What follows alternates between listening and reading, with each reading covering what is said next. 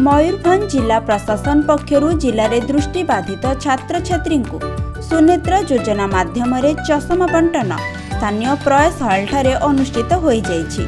मुख्य अतिथि भावे जिलापाल श्री दत्तात्रेय भाऊ साहेब सिंधे जोग देथिबा बेले जिला मुख्य चिकित्सा अधिकारी डॉक्टर अभय कुमार दास, जिला शिक्षा अधिकारी श्री पूर्णचंद्र सेठी एवं जिला सूचना और लोक संपर्क अधिकारी श्री अविनाश पानी विशिष्ट अतिथि भावे जोग देथिले। सर्वमोट 2947 जन छात्र छात्री दृष्टिदोष समस्या सहित चिन्हट होइथिबा बेले बारिपदारे 300 जन को चषमा बंटन करा जायथिला।